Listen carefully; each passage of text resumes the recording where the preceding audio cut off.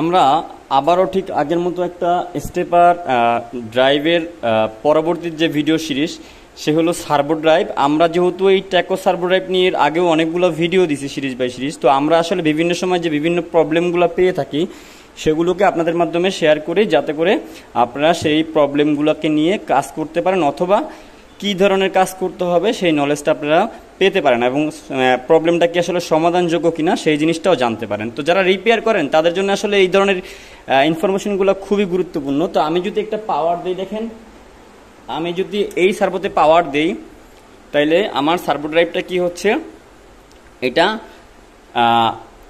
পাওয়ার complete হয়েছে। এখন আমি যেটা করব সেটা হলো আমি এটাকে জগ মোডে রান করব। ওকে, তো জগ মোডে রান করার পরে দেখেন আমি এটা কিন্তু চালাচ্ছি এবং পজিটিভ নেগেটিভ দুই দিকেই চালাচ্ছি। বাট এই যে জগ মোডে যে চালাচ্ছি এখানে একটা গুরুত্বপূর্ণ বিষয় কি, এই জিনিসটা মনে রাখবেন, আমি মাত্র একটা 200 ওয়াটের একটা সিরিজ লাইট দিয়ে আমি এটাকে সিরিজ করে এই যে মেইন পাওয়ার সেটাকে সিরিজ করে তারপর রান করতেছি, তবুও দেখেন কত স্মুথলি এটা ঘুরতেছে। ওকে, তাইলে যেটা বুঝতে হবে সেটা কি, আমার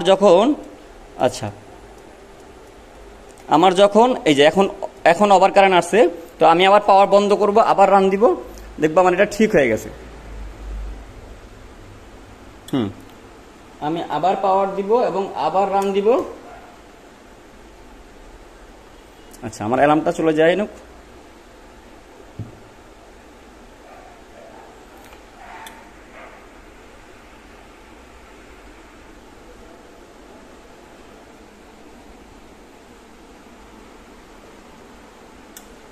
এই যে আবার রান হয়েছে, আবার আমি কিন্তু চাইলে এটাকে এখন আবার DN5 গিয়ে আমি এটাকে জগ মোডে কন্ট্রোল করতে পারবো। সার্ভো ড্রাইভটা আসলে প্রথমত আমি সর্বপ্রথম নিয়ে আসছিলাম এই রিপেয়ারিং এর ক্ষেত্রে, অন্তত নারায়ণগঞ্জে, বা আমার মতো মনে হয়েছে যে ইউটিউব বা সোশ্যাল মিডিয়া বা মার্কেটিংয়ে আমি কখনো এই ধরনের ভিডিও দেখিনি। যারা আমার আগে সার্ভো ড্রাইভের কাজ করতেছে, আমি খুব আগের থেকে এই ধরনের কাজগুলো করতেছি। এখন এখানে মজার বিষয় হলো যে আমি অনেক ধরনের সার্ভো ড্রাইভে কাজ করি, বাট এই যে একটা ব্র্যান্ড সেটা হলো কি আমাদের টেকোর 750 ওয়াট থেকে 1.5 কিলোওয়াট 2.2 কিলোওয়াট পর্যন্ত আমি কাজ করছি এবং আমার কাছে এর স্পেয়ার বিভিন্ন পার্টস পাতিগুলোও আছে।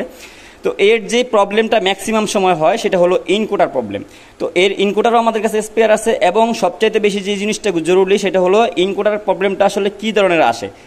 এখানে সরাসরি অ্যালার্ম 5 চলে আসবে, এরপরে যেটা আসবে সেটা হলো এখান থেকে যে ভোল্টেজ আছে, যে ইনকোডারের যে সোর্স ভোল্টেজ যেটা আছে সেটা কি হবে, ড্রপিং করে ফেলবে। তো এই ড্রপিং করার কারণে আপনি কোথায় কাজ করবেন, একেবারে ইজি যে কাজটা করতে হবে সেই কাজটা কিন্তু আপনি যদি খুব বেশি ঘাটাঘাটি করেন তাইলে আপনি সেটাকে একেবারে ড্যামেজ করে ফেলতে পারেন। আর এই সার্ভো ড্রাইভ এইটা না, শুধু যে কোনো সার্ভো ড্রাইভ ড্যামেজ হওয়ার একটা ভয় থাকে মারাত্মক, যা আসলে আপনি না জানলে কিন্তু কমপ্লিটলি করা ঠিক না কাজটা। হ্যাঁ, এবং আপনি অবশ্যই এক্সপিরিয়েন্স করতে হবে নিজে আস্তে আস্তে নিজে করে তারপর আপনি কাজ করুন।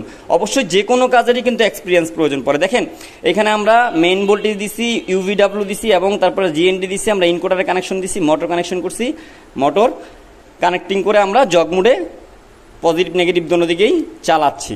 এই হলো টার্মিনাল পোর্ট, কন্ট্রোল পোর্ট, আমরা জানি সেটা। এখানে মুড বাস কমিউনিকেশনের জন্য, এখানে 232 জন্য মানে সফটওয়্যারের সাথে কমিউনিকেশন করছে সব কিছু, এখানে কানেকশনের যেই পোর্টগুলো সেগুলোও আছে।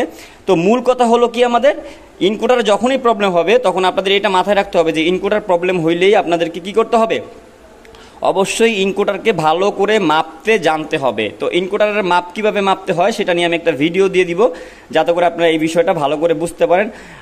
আর সবচেয়ে বড় জিনিস হলো গিয়ে আপনারা কিন্তু চাইলে অনলাইনের মাধ্যমে আমার থেকে হেল্পটাও নিতে পারেন কিছুটা সার্ভিস বিল দিয়ে, এটা আমি আপনাদের হেল্প করবো। ভালো থাকবেন সবাই, দেখা হবে নেক্সট ভিডিওতে। আল্লাহ হাফেজ।